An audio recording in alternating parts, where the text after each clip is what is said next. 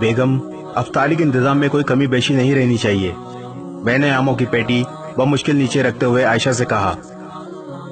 आयशा ने कहा, आप फिक्र ही ना करें, पिछली बार भी ऐसे मजे की अफ्तारी कराई थी, आज तक सब के सब तारीफें करते हैं।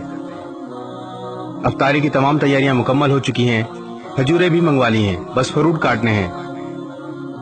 आप जरा मदद कर दें। मैंने छुरी ली और आयशा की मुखालिफ से बैठकर फ्रूट काटने लगा। कुछ ही देर में अफ्तारी के तमाम इंतजाम मुकम्मल हो गए और सैन में सजे डाइनिंग पर लगा दी।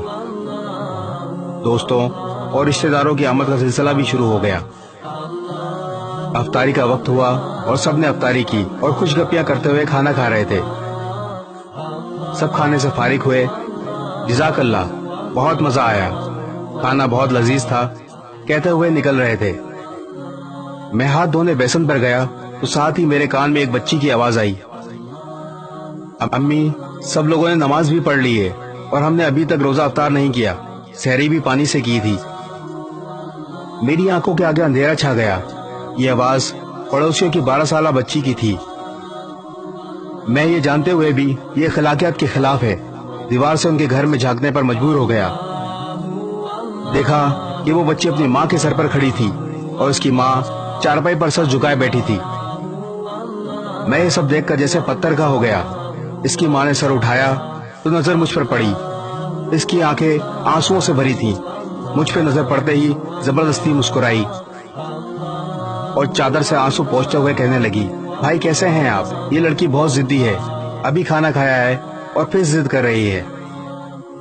मैं ये सोच रहा था कि अफ्तारी करते वक्त जब सब बार बार खाने की तारीफें कर रहे थे तो वो सब इन्होंने भी सुना होगा तो क्या बीती होगी इन पे। मैंने अपने आप को बड़ी मुश्किल से मुतहर्रिक किया और बिजली की तेजी से बाहर की तरफ लपका और बाजार की तरफ बढ़ा। वहां से हर वो चीज जो मैंने अफ्तारी में खाई थी लेकर वापस आया। इस बच्ची की बातें और बेवा के आंसू मुझसे बर्दाश्त नहीं हो रहे थे। मैंने आधे घंटे का सफर 10 मिनट में तय किया और आकर दरवाजे पर दस्तक दी। बच्ची ने दरवाजा खोला, मुझ पे नजर पड़ते ही मुस्कुराई। आबदीदा आंखें खुशी से चमक उठी। वो बेवा खातून ये सब देखकर बिलक बिलक के रोने लगी, जैसे इंसान का जब्त टूटा हो। मैं भी अपने आंसू ना रोक पाया। मैंने सामान खोला, बच्चों के साथ बैठकर उनको खाना खिलाया। जब सब खाना खा चुके तो मैंने इनसे कहा, आप आराम करो।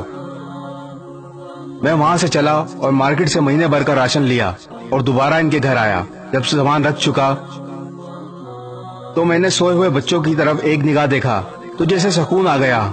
जब बाहर की तरफ चलने लगा तो खातून की आवाज आई, भाई अल्लाह आपको किसी का मोहताज ना करे। इसकी दुआ सुनकर मुझे लगा जैसे मैंने दुनिया और आखिरत की दौलत पाली हो। मेरे पूरे जिस्म में एक सर्द लहर सी दौड़ गई। घर पहुंचकर सजदा शुक्र अदा किया और अल्लाह ताला से माफी मांगी।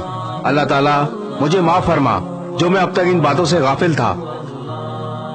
हम अपने खाते पीते घरानों के दोस्तों और रिश्तेदारों को खानों पर मदू करके समझते हैं कि बड़ा सवाब कमा लिया, लेकिन इस बारे में कभी नहीं सोचा क्या हमारी तरफ से मुस्तकीन तक इनका हक पहुंच रहा है। जरा नहीं, पूरा सोचिए। इस वीडियो को शेयर जरूर करें, हो सकता है आपके एक शेयर से ये बात किसी के दिल में उतर जाए।